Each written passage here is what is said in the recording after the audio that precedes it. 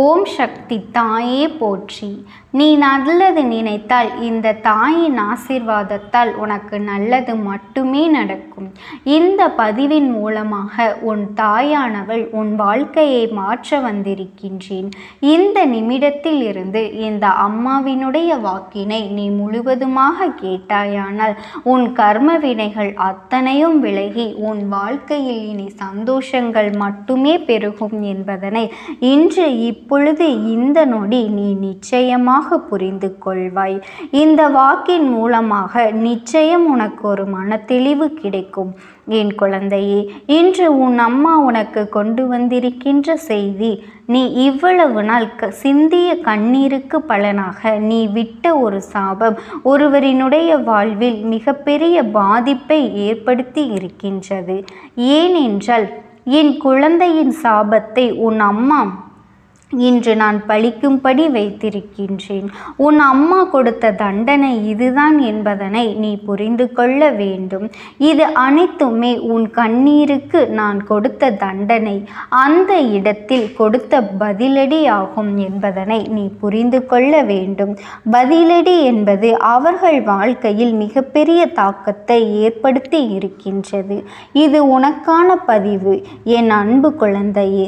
உனக்கு வாழ்வில் மிகப்பெரிய துயரத்தையும் எல்லாம் கொடுத்த நபர்களுக்கு நான் கொடுக்கும் பதிலடி என்பதனை இன்று நீ தெரிந்து கொள்ள வேண்டும்.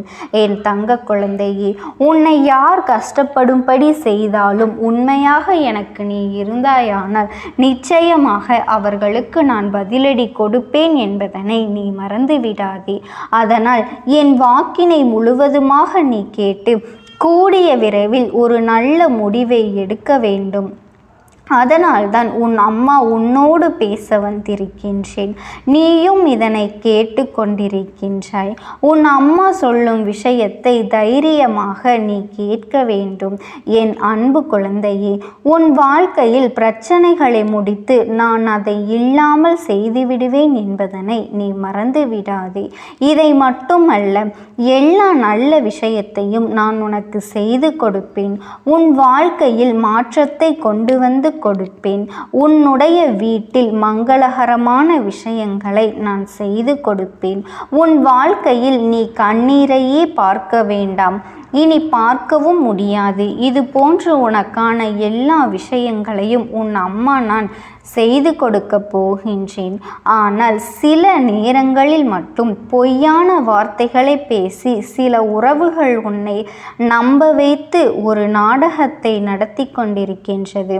அந்த நாடகத்தை என் அன்பு குழந்தையே நீ முழுமையாக நம்பி உன் வாழ்க்கையை தொலைத்துவிட்டு இறுதியாக நிற்கதியாக நின்று கொண்டிருக்கின்றாய் அல்லவா?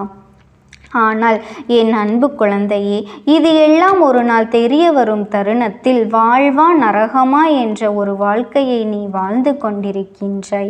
அன்று அந்த நபருக்கு நீ சாபம் விட்டது ஞாபகம் இருக்கின்றது அல்லவா? என்னை இப்படி பொய் சொல்லி ஏமாற்றினாயே, உண்மையாக இருந்த எனக்கு இப்படி துரோகம் செய்தாயே, அனைத்திற்கும் காலமும் நேரமும் என் தாயானவள் பதில் கொடுப்பார்கள் என்று நீ அன்று சொன்னாயே, அதை நான் கண்குளிர பார்ப்பேன் என்றும் நீ அவர்களுக்கு சாபம் விட்டாய். என் தங்க குழந்தையே, அன்று நீ மண்ணை தூற்றிவிட்டாய் அல்லவா? அந்த சாபம்தான் இன்று நான் நிறைவேற்றி வைப்பதற்காக வந்திருக்கின்றேன். அவர்களினுடைய சுயநலத்திற்காக உன்னை பயன்படுத்தி கொண்டார்கள் அல்லவா? அதற்கெல்லாம் பதிலடி கொடுக்க வேண்டாமா? உன்னுடைய மனம் எவ்வளவு வருந்தியது, எவ்வளவு வேதனைப்பட்டது. நீ சிந்திய கண்ணீர் விழிகள், கண்ணீர் துளிகள் எல்லாம் அவர்களுக்கு தக்க தண்டனையை கொடுக்க போகின்றது. உன்னுடைய இதயம் அன்பானது, உண்மையை மட்டுமே பேசக்கூடியது என்பதால் தான் இன்று இவ்வளவு கஷ்டங்களையும் கவலைகளையும் நீ வாழ்க்கையில் சுமந்து வருகின்றாய். ஆனால் அவர்கள் வாழ்க்கையில் சுயநலத்திற்காக உன்னிடம் பழகி கொண்டிருக்கின்றார்கள். சுயநலத்திற்காக அனைத்து விஷயத்தையும் உன்னிடம் இருந்து எடுத்துக்கொண்டு சந்தோஷமாக வாழ்ந்துவிடலாம் என்று நினைத்தால் கண்டிப்பாக நடக்குமா? மனிதர்களின் வாழ்வில் நல்லவர்களின் துணை எப்பொழுதுமே வேண்டும் என்பதனை நீ மறந்து விடாதே. ஆனால் என் பிள்ளைகளை யாராவது ஏமாற்ற நினைத்தாலும், எவராவது துரோகம் செய்ய நினைத்தாலும், கண்டிப்பாக கர்மவினை ஒரு பக்கம் தண்டிக்காமல் விட்டாலும், உன் தாயானவள் நான் ஒரு பக்கம் இருந்து கண்டிப்பாக அவர்களை நான் தண்டித்தே தீருவேன். அவர்கள் வாழ்க்கையில் தண்டனையே கொடுப்பேன் என்பதனை நீ மறந்து விடாதே. என் அன்பு குழந்தையே, உன் கண் முன்னாலே நடக்கப் போகின்றது. இன்னும் 2 நாட்களில் அந்த செய்தியானது உன் செவிகளுக்கு கேட்கப் போகின்றது. அவர்கள் படும் கஷ்டத்தை நீ கண்குளிர பார்க்க போகின்றாய். நீ சிந்திய கண்ணீர் அவர்களுக்கு பாதிக்கப் போகின்றது என் தங்க குழந்தையே. ஏனென்றால் உன் உறவை நீ உண்மையாக நேசித்தாய் அல்லவா? உன்னை ஏமாற்றிய உறவிற்கு மிகப்பெரிய தண்டனையை உன் அம்மா நான் கொடுக்கப் போகின்றேன். அது என்ன தெரியுமா? அதை கேட்டால் நீ நிச்சயமாக நீயே அதிர்ந்து போகின்றாய். ஆனால் இன்னமும் 2 நாட்களில் அந்த செய்தி உன் செவிகளுக்கு எட்டப் போகின்றது.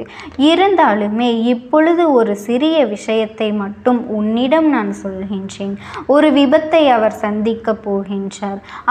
அவரவர் கர்மவினை காரணமாக இந்த விபத்தானது ஏற்பட போகின்றது. வாழ்க்கையில் நரகம் என்றால் என்ன என்று இப்பொழுது அவர்களுக்கு புரிய போகின்றது.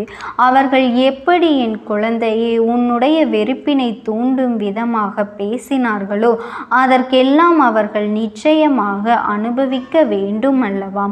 ஒவ்வொரு தருணத்திலும் என்னுடைய குழந்தையின் கண்ணீரையும் கவலையையும் துன்பத்தையும் துயரத்தையும் அதிகரித்துவிட்டு நாம் சந்தோஷமாக வாழ்ந்துவிடலாம் என்று நினைத்தால் வாழ்ந்துவிட முடியுமா? இல்லை, வாழத்தான் உன் அம்மா நான் விட்டு விடுவேனா? நீ தைரியமாக இருக்க வேண்டும் என் செல்ல பிள்ளையே. உண்மையானது ஜெயிக்க சிறிது காலம்தான் எடுத்துக்கொள்ளுமே தவிர ஆசையும் உண்மையும் இருக்கும் பட்சத்தில் உண்மைதான் எப்பொழுதுமே ஜெயிக்கும். உன்னுடைய அன்பானது புரிந்து கொள்வதற்கு, உன்னுடைய அன்பினை பெறுவதற்கும் அவர்களுக்கு தகுதியே கிடையாது.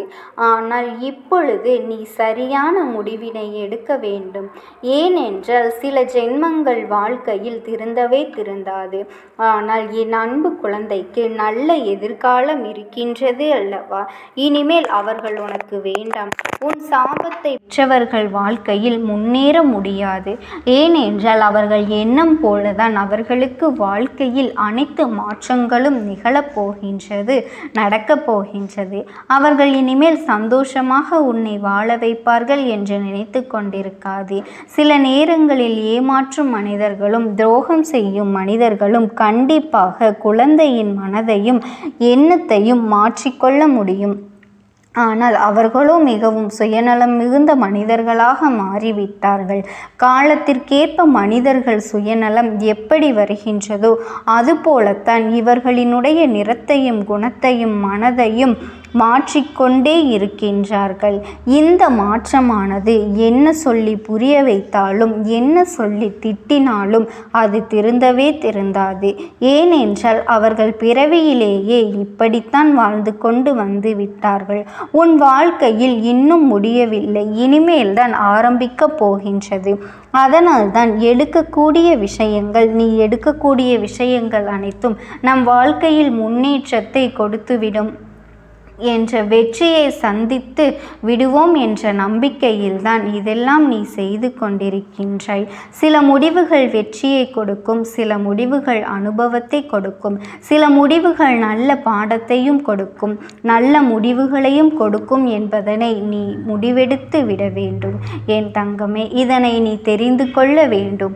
எப்பொழுதும் முதலில் எடுத்த முடிவானது ஒரு நல்ல அனுபவம், நல்ல பாடத்தை கற்றுக் கொடுக்கக்கூடியது. இனிமேல் நீ எடுக்கக்கூடிய ஒவ்வொரு முடிவையும் நல்ல விஷயத்தையும் நான் உனக்கு கற்றுக் கொடுப்பேன் என்பதனை நீ நினைவில் வைத்து கொள்ள வேண்டும் என் அன்பு பிள்ளையே. நீ எதை நினைத்தும் கவலைப்பட்டு கொண்டிருக்காதே. இனி உன் வாழ்க்கையில் நடப்பது எல்லாமே நன்மைகள் மட்டும்தான் என்பதனை நீ மறந்துவிடாதே.